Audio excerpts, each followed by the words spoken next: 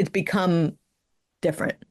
But still, every single person involved in the shady fact-checking censorship enterprise should be shunned. Every single person who went along with it. It's just reprehensible to take part willingly in a censorship industrial complex role, and to pretend to believe in any of it. To that end, I did see Steve Hayes was very upset that the money he gets from Facebook to fact check his political opponents was going away. So he tweeted about it. And I do my best to ignore these people now, kind of realizing they don't matter. But I failed with that yesterday because it was just too much. He took sweet, sweet money from Facebook to hurt his political opponents by running the fact checking scheme. And he was quoting from some not very good writer who was there at the Bulwark which he edits, that It's the Dispatch, not the Bulwark. or sorry, the Dispatch. Yeah, the Dispatch. The guy says, Mark Zuckerberg says that the fact checking had become like bad and biased. I sure hope he's not talking about us. We've been an accredited fact checker with Facebook for since 2000. You hope he's not talking about you. He's talking about you. Of course he's talking about you. I mean, I haven't been paying it. I've been so we've been so destroyed on Facebook that I just haven't even visited there or cared to see what's happening in their fact check censorship program.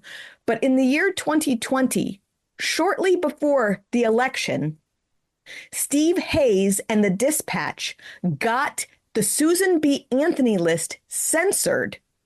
Their ads in the election censored for saying that Joe Biden had supported late-term abortion, which he had voted to support, or something like. I mean, it was something that he had absolutely done.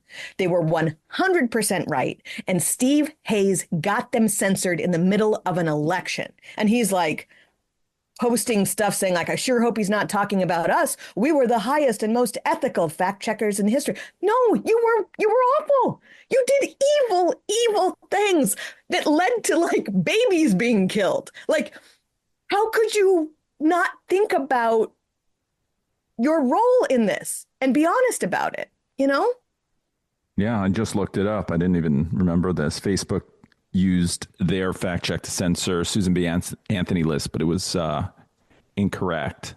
It's according to National Review, which isn't exactly, Trump friendly. Well, Jordan Boyd at the Federalist wrote it up. And I remember that also Steve Hayes said, oh, yeah, you know what? This fact check, once everybody kind of said your fact check was full of lies, he said, oh, this never should have gone out. It didn't go through proper editing. We're going to get right on that. It's been 4+ years and they have never corrected their error. I mean, they pulled their fact check after it didn't matter because once you censor someone, you're just kind of screwed into perpetuity on the Facebook platform. Just horrible behavior. That he's not going to burn down any more houses. Probably for a serial arsonist, you should make sure that they're truly not going to do it. And there should be some measure of transparency to ensure that. But there also needs to be accountability for all the houses he burned down. And he destroyed a lot of people's lives. He destroyed he was part of the most horrific attack on free speech in American history. Yes, I understand the government was bullying him, and that's horrible, but he went along with it. And a lot of what he did was also just on his own. And so for someone like me, I think about my children and how much we've had to suffer because of this attack on us. And I am not elated that he's stopping.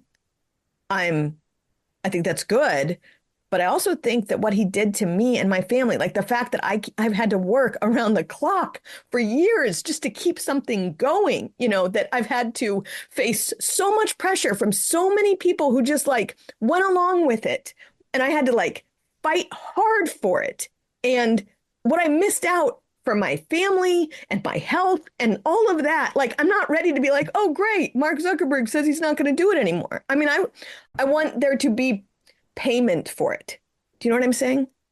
Yeah, I mean, there's no way that that's going to be extracted from him in any way. So Wait, I why kind not? of, Why not? I just don't think there's any mechanism or way to make him pay for what he's done. I mean, unless he's done something illegal, which, George Floyd dies at the hands of the Minnesota police, mm-hmm, lifelong druggie career criminal. And $100 billion gets transferred from corporations to BLM affiliated movements. mm-hmm. $100 billion.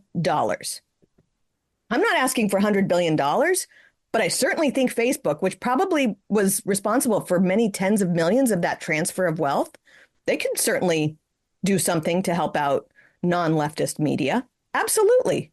Maybe just 100 million.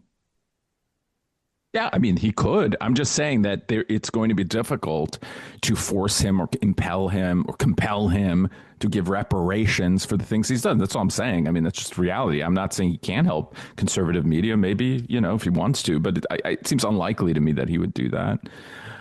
Yeah, I don't know. Casting him as a hero, I agree with you. It's ridiculous. I mean, the guy has been terrible.